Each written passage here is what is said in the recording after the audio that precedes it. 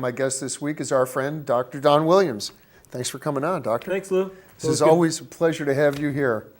And so the pleasure for this week is depression. Now, we're going to be speaking about depression and other mood disorders and how you get them and how you get rid of them. So that said, what is it with all, there's a lot more depression. I mean, I can certainly see, the situation economically and financially, and I guess that's the same thing, and all, the war and all this stuff. I could see where people might be, come undone and unglued. But what about all the, depression's sort of the tail end of that, isn't it? I mean, that's where the ultimate place you wind up. Yeah, it's like we were talking about before. Depression, as we look at it in a society, they look at it as a primary issue, and how we look at it is more of a secondary issue from exhaustion, because the actual definition of depression is a state of low mental vitality, dejection, gloomy, and this is the big one, dispirited. So the key is that we have separated ourselves from spirit. And that's what causes our depression, because we've been stuck in negative thinking, which creates a whole negative viewpoint. It creates a perspective. And so then we start to view the world in a negative way. And we know essentially circumstances are always neutral.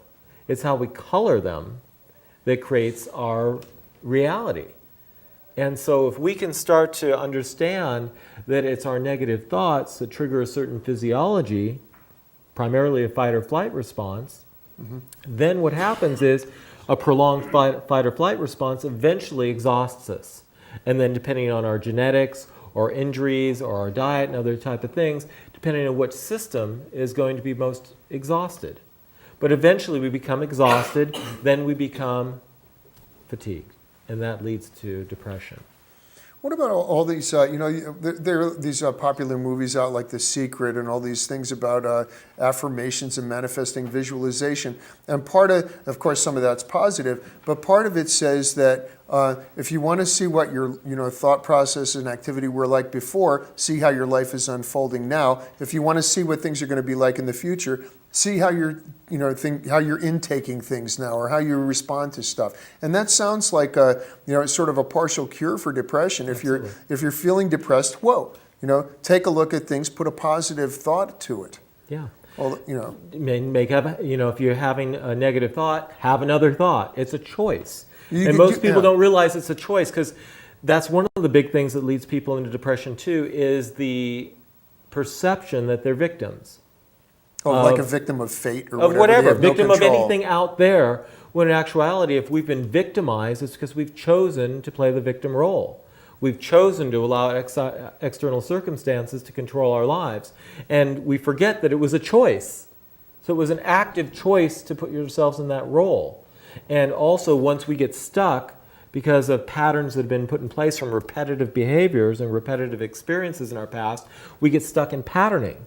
And then we just start to continue to attract, like the law of attraction in The Secret. We attract what's in our field.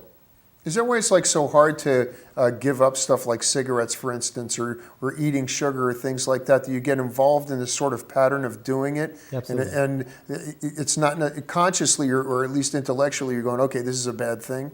Well, why is it so difficult to give things up that are bad for us?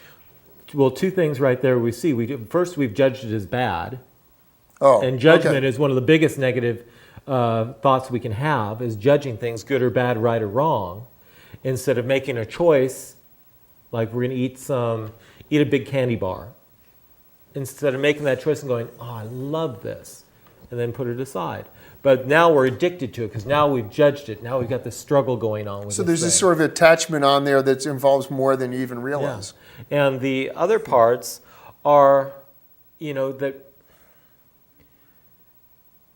we've just gotten stuck again in that law of attraction, that we keep attracting these low vitality experiences because we're cut off from spirit, we're not being renewed, and so we just keep perpetuating that cycle of making then poor choices in the rest of our lives. So then when you can't give something like that up, it further frustrates you and you get depressed about yourself then. Well, yeah, because we're not understanding the reality of things, because how it really works is that we think that we have to change our behaviors and our habits. But that only lasts so long because those are all about control. Okay. So one of the things we want to do is recognize that until we shift our beliefs, nothing else can change, because our beliefs create our thoughts create our behaviors and our habits and our lifestyles and our experiences. And we think that we can change anything around that whole circle and make a change, but it won't shift it for long until we identify the beliefs. So we basically have to understand that all of our beliefs that we hold are suspect. So we have to look, we have to kind of really closely observe ourselves in our daily process and see what, how do you react to things, or what, what kind of mental or physical things do you do as a result of your daily behavior? Absolutely, because we have to start, the first step in making change is awareness. We have to be aware that we're having a negative thought and that we're entertaining negative feelings. Because if we're not aware, we'll just keep perpetuating it. It's kind of like most people think they're positive thinkers, when in actuality they're just positive about the way they think. Because their families thought that way, their friends have thought that way, society thinks that way. So we don't evaluate it as negative. So we have to think about what we think about when we think about it. Start to recognize and evaluate our thoughts and call a spade a spade. It's a negative thought or it's a positive thought. There are no neutral thoughts. I think part of paying attention to how you are thinking and behaving is paramount in there. There was this guy Thich Nhat Hanh, who's won a Nobel Peace Prize for his work in trying to end the Vietnam War. Anyway, when I was living down in the Bay Area, he came to one of the centers in Marin and did a whole day's worth of meditation with him. And one of the teachings was, hey, when you're eating, just eat. Don't be reading the paper or doing this other stuff. If you're washing the dishes, just wash the dishes. And when you're walking along, and you had this one where you'd one whole day you'd watch every footstep. And then another day you would observe every thought, and then see how many of those thoughts were exactly the same thought as you had the day before or the day before that. And through these processes, you'd start paying more attention to what you were doing, and your life would be more vibrant as a result of that. We were talking about this before. Look at the difference in our Western society versus the Eastern life, which you're describing with him, is that what do we value the most is multitasking. How many things can you do at once? Oh yeah. Instead of being really focused on what you're doing in the moment, we're trying to do a gazillion things at once. I was sharing this with you earlier as well, that book called Mind Magic that I read back in 1980. So most of the data was collected in the 70s, and it stated then that we process as many bits of information in one day as our grandparents did in 1 year. And that was 28 years ago. That was before the internet, before computers, before direct TV, before the gazillion magazines, the media that's constantly bombarding us. It's probably, as we said, it's expanded exponentially. So our nervous systems are constantly being bombarded with stimulus.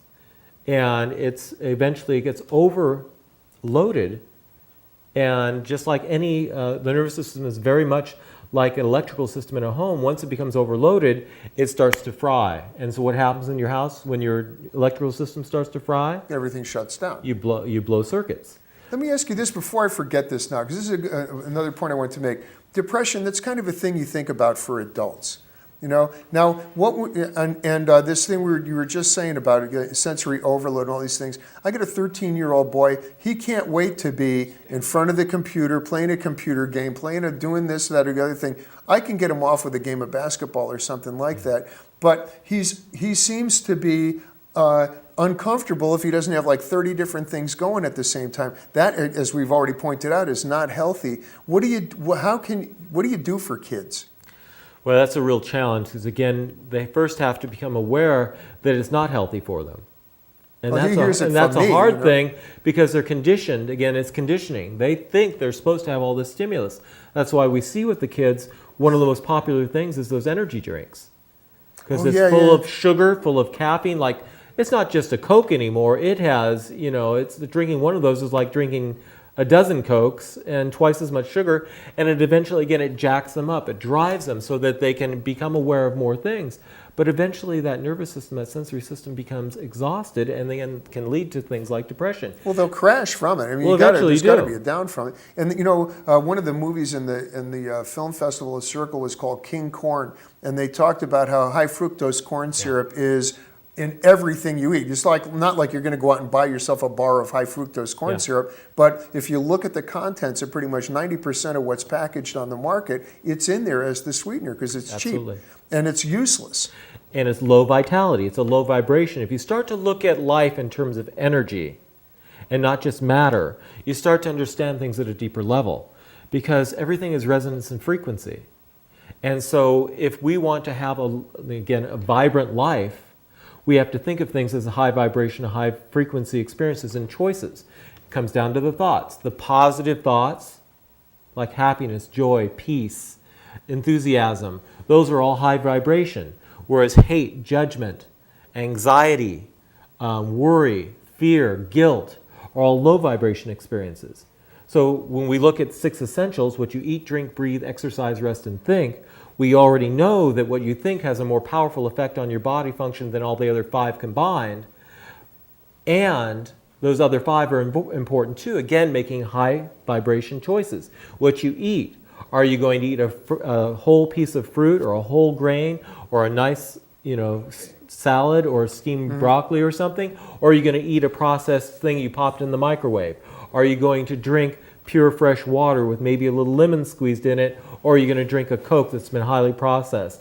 Again, you just look at all these choices. Again, are you going to sit in front of the computer or are you going to go move your body? It's kind of like a cartoon I saw in the paper years and years ago. Son goes up to his dad, Daddy, look at this video game. This is just fabulous. It was a football one. And the dad says, we had a better game and when we were a kid. The kid said, what's that? We went out and threw the ball. Yeah. Instead of having this realistic video game that they think is actually doing something, go out and throw the football, go out and take a walk. And the kids, as we bring it back to the kids, they've gotten so accustomed to these fast-paced, ultra-stimulus lives. For them to slow down, it gets very uncomfortable. Because when you slow down, you have to actually feel. You're not just numb. Because that's what all these drugs do that is so popular in our society for depression, from Xanax and Paxil and all these type of things, where people are addicted to painkillers. It's all about numbing themselves so they don't feel. Because if you felt, you'd have to actually change. But you can't, the paradox is, you can't heal until you feel.